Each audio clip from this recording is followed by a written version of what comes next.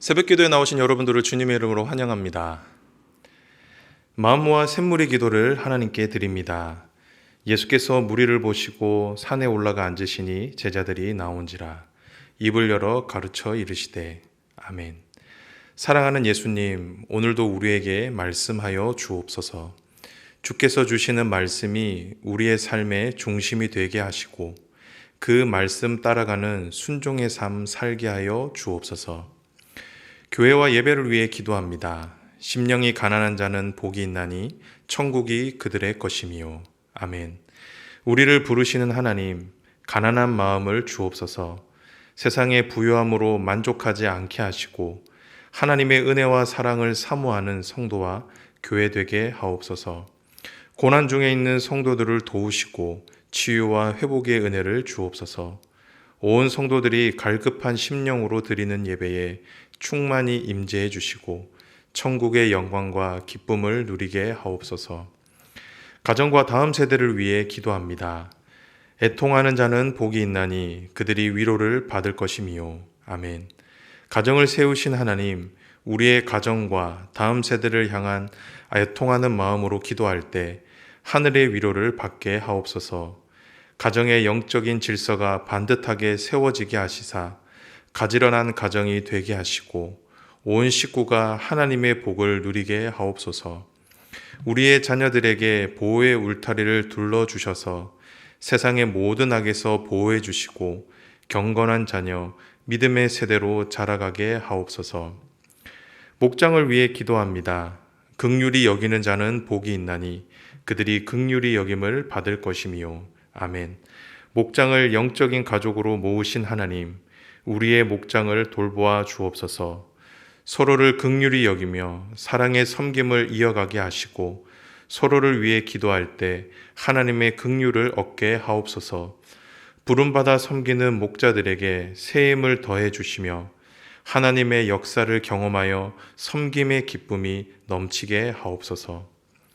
나라와 선교를 위해 기도합니다. 화평하게 하는 자는 복이 있나니 그들이 하나님의 아들이라 일컬음을 받을 것이미요. 아멘.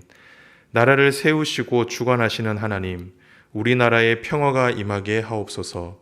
이념에 따라 분리되지 않고 서로 화평하게 하는 나라가 되게 하시고 하나님의 기쁘신 뜻이 국가 지도자를 통해 이루어지게 하옵소서.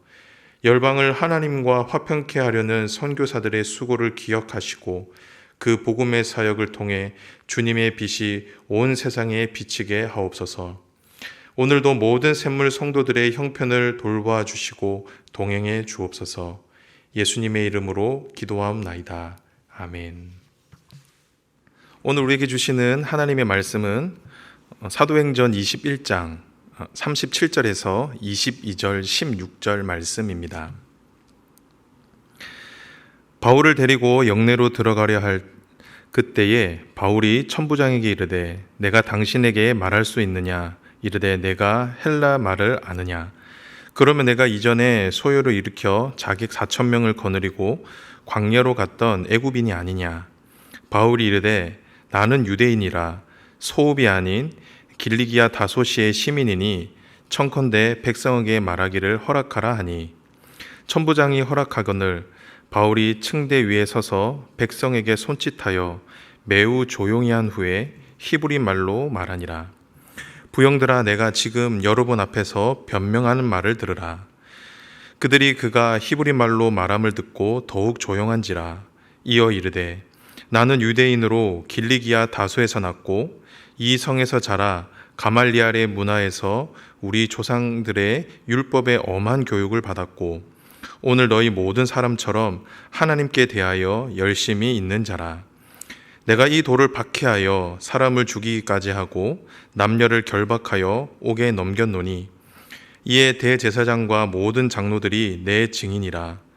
또 내가 그들에게서 다메섹 형제들에게 가는 공문을 받아 가지고 거기에 있는 자들도 결박하여 예루살렘으로 끌어다가 형벌받게 하려고 가더니 가는 중 다메섹에 가까이 갔을 때에 오정쯤 되어 호련히 하늘로부터 큰 빛이 나를 둘러 비치매 내가 땅에 엎드려져 들으니 소리 있어 이르되 사울아 사울아 내가 왜 나를 박해하느냐 하시거늘 내가 대답하되 주님 누구시니까 하니 이르시되 나는 내가 박해하는 나사렛 예수라 하시더라.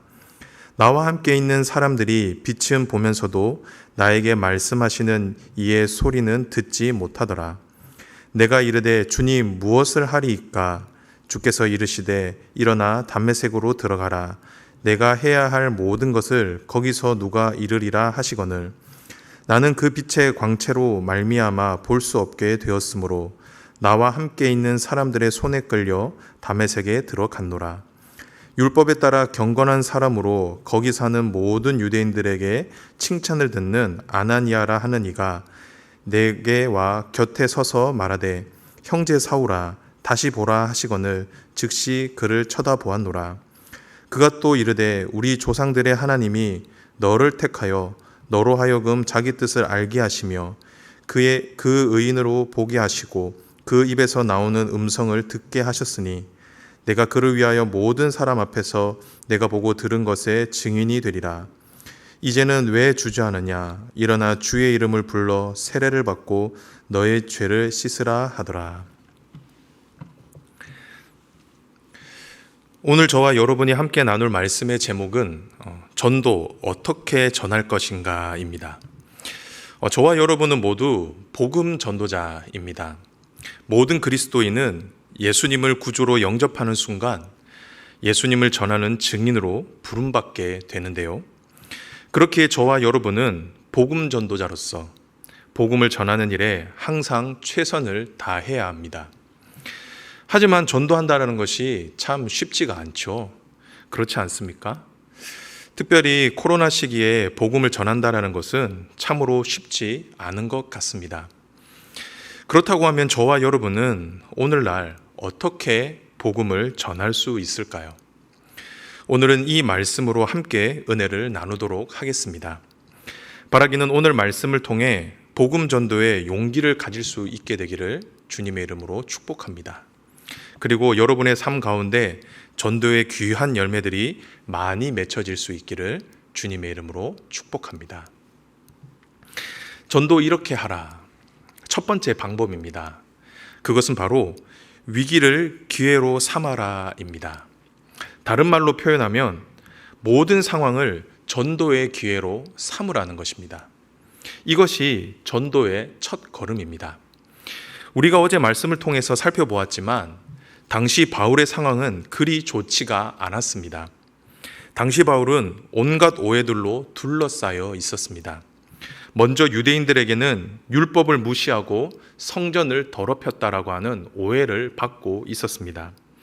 그리고 천부장은 이 상황을 오해해서 바울을 테러리스트라고 규정해 버렸습니다.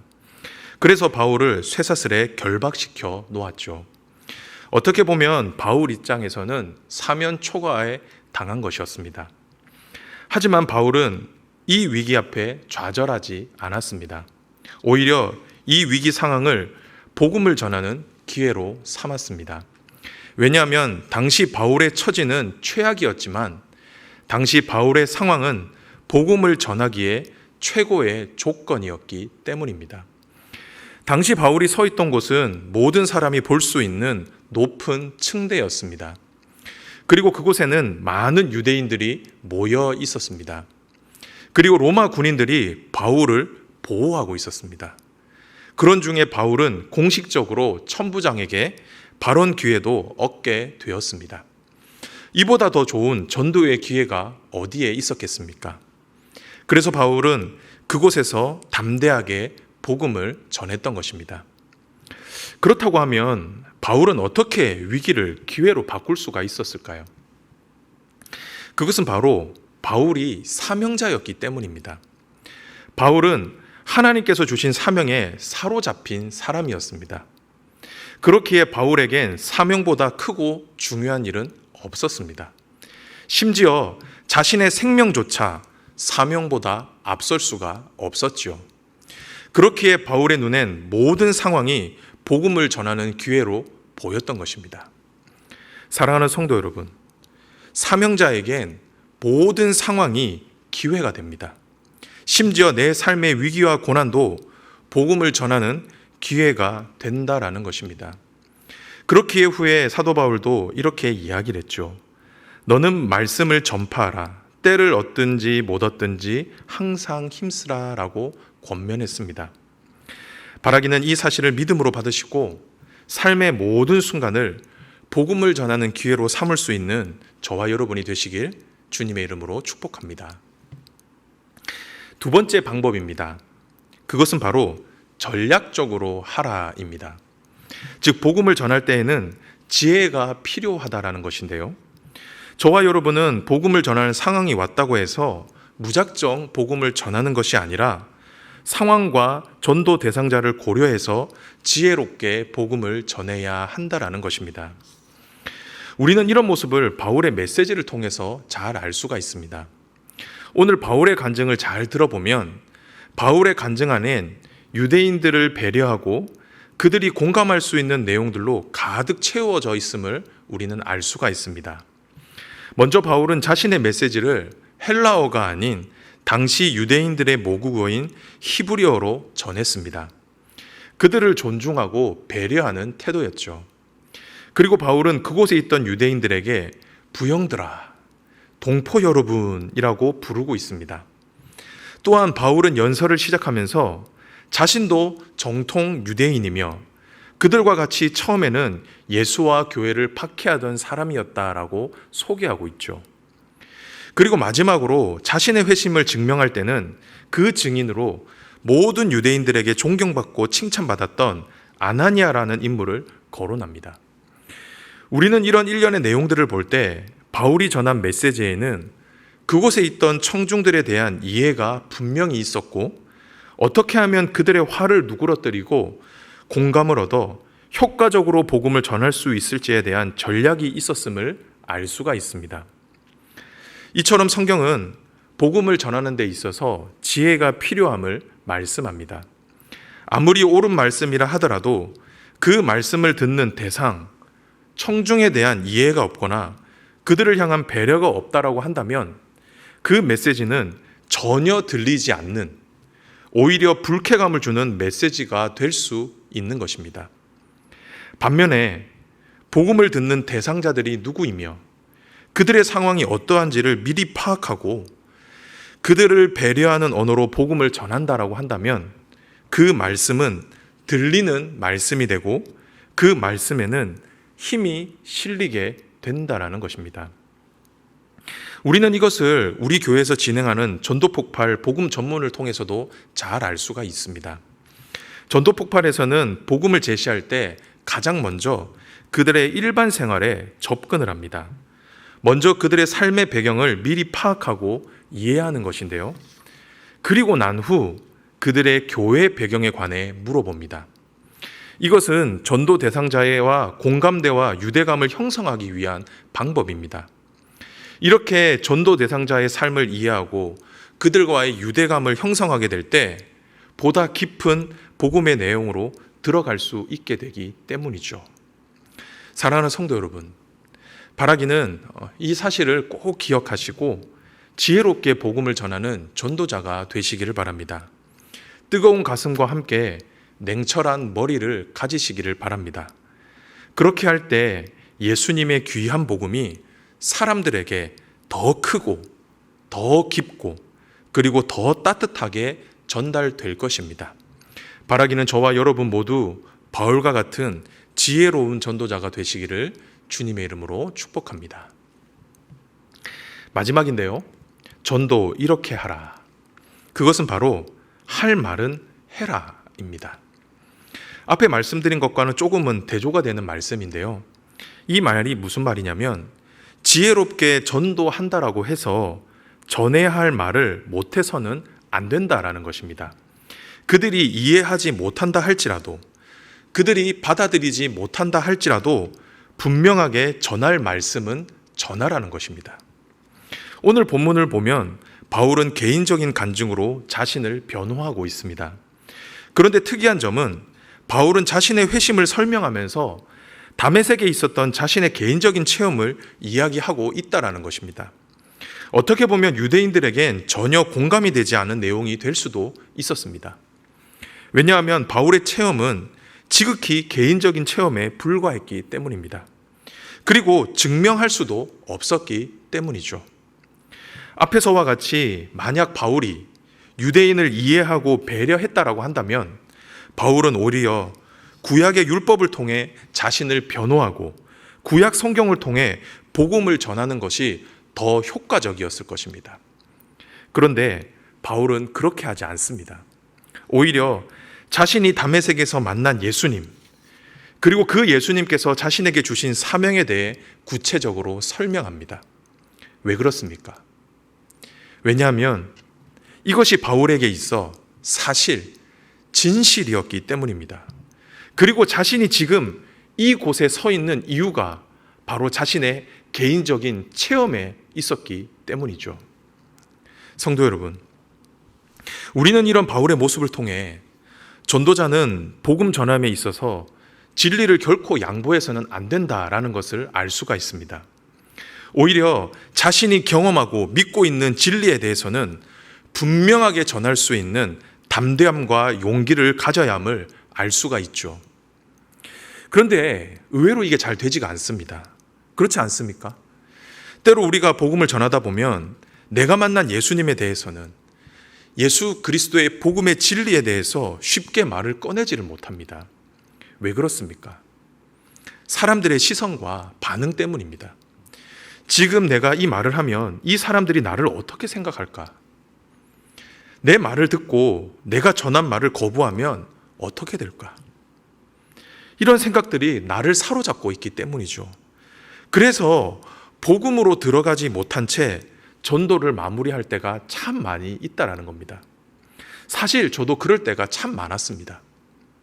하지만 오늘 말씀은 이런 염려와 두려움에서 벗어날 것을 말씀하고 계십니다. 오히려 바울과 같이 내가 경험했다라고 한다면, 내가 확신한다라고 한다면 담대하게 전할 말씀은 전하라고 말씀하죠. 왜 그렇습니까? 왜냐하면 내가 만난 하나님은 결코 부정할 수 없는 참 하나님이시기 때문입니다.